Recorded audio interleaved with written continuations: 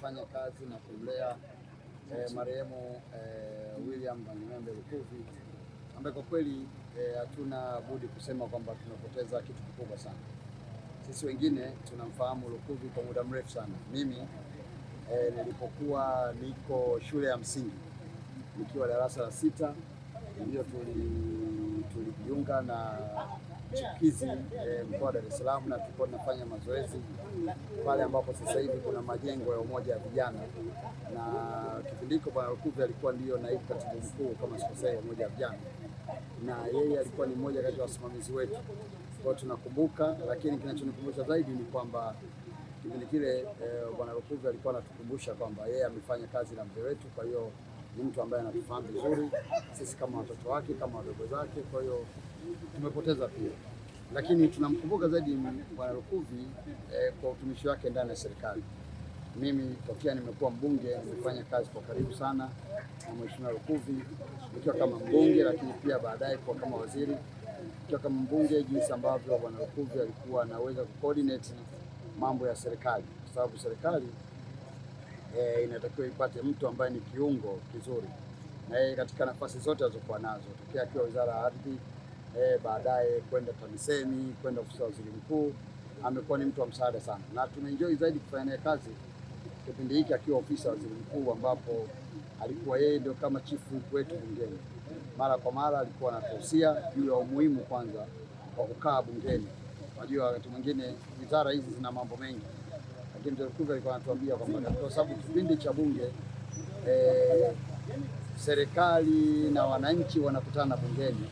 Kwa hiyo maanake msingi mkubwa ni kwamba serikali lazima ipo bungeni ili kusikiliza vilio, malalamiko na changamoto za wananchi kupitia wawakilishi wao, na serikali lazima ijibu. Kwa hiyo muda mwingi sana alikuwa anatuhusia kwamba hakikisheni muda wote, hasa kipindi cha bunge, mnavunja ratiba zenu zote, hasa zile za kutembea na kukagua shughuli za ofisi zenu, na mkae Dodoma hasa bungeni ili muweze kufanya kazi za kusikiliza maneno yanayosema wabunge, lakini pia kupitia vikao vya bunge mpate kupata nafasi ya serikali kujibu hoja mbalimbali, lakini pia wakati mwingine kupitia vikao vya bunge ndivyo ambapo tunapata nafasi ya kusuluhisha au kutatua baadhi ya kero ambazo zinatokea katika maeneo haya.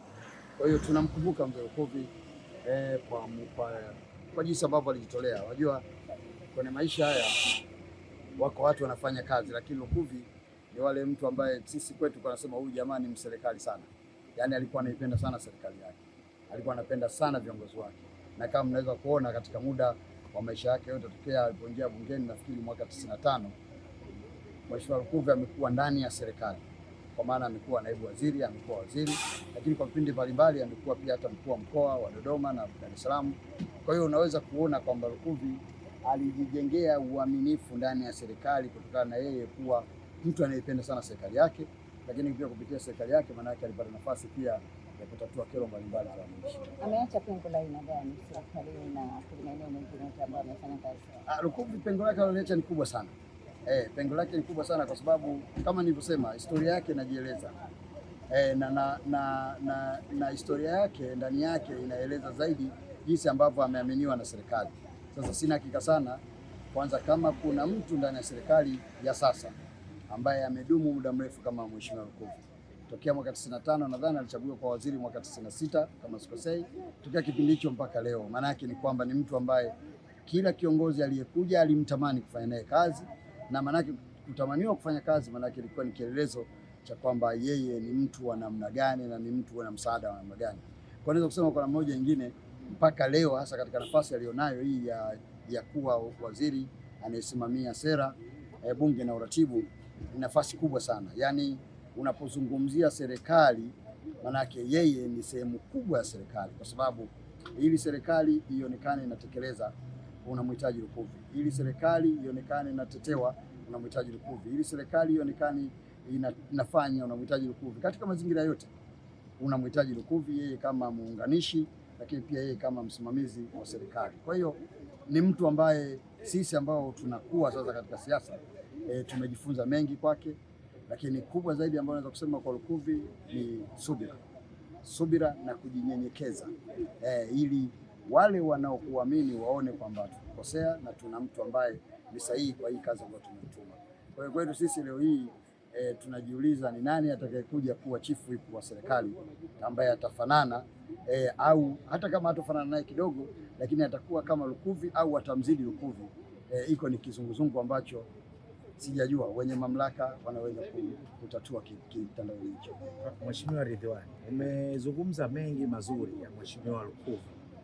Mnawezaje kuyaishi sasa yale mazuri na mema ambayo ameyafanya? Nyie kama vijana ambao umezungumzia mnachipukia sasa na mnakuwa katika uongozi wa serikali, mnawezaje kuyaishi muweze kuwa kama yeye? Kuyaishi kwanza ni kumfahamu Lukuvi. Unajua wakati mwingine maisha yalivyo haya, sisi wa Tanzania niseme kama itakuwa lugha nzuri, hatuna utamaduni wa kutamani kujua mtu anaishije. Wakati mwingine sisi tunakuwa wepesi sana kufanya judgment. Yaani mtu jinsi ambavyo kwa mfano wewe ulivyovaa, kama umevaa leo kama unakwenda harusini afu umekuja msibani, basi watu watasema kwamba huyu bwana msiba hana adabu nao. Lakini hawajui kwamba kumbe huenda nguo zile za kuja msibani hazipo. Sasa hiyo ni shida kubwa. Kwa hiyo kwangu mimi ningesema kama ningeambiwa niseme neno moja, ningewaomba sana vijana wenzangu wabunge, kwanza wajifunze kwa nini Lukuvi aliaminika kipindi chote hichi, kwa sababu tokea ameingia bungeni mpaka leo anafariki, ameendelea kuwa mbunge, ameendelea kuwa waziri. Manake kuwa mbunge kwanza ni kuaminika kwa wananchi wako, lakini kuwa waziri manake ni kuaminika kwa kiongozi mkuu wa taifa. Mzee Lukuvi amefanya kazi na mzee Mkapa, amefanya kazi na mzee Jakaya, amefanya kazi na Magufuli, amefanya kazi na Mheshimiwa Rais wa sasa Dr. Samia Suluhu Hassan. Kwa hiyo manake unaweza kuona kwamba huyu alikuwa ni mtu wa namna gani, mtu ambaye kila mmoja kati yetu, hasa sisi vijana ambao tunakuwa tuna jambo la kujifunza hata katika somo la uongozi, lakini pia na kutoa huduma kwa wananchi. Nashukuru sana mheshimiwa. Asante sana.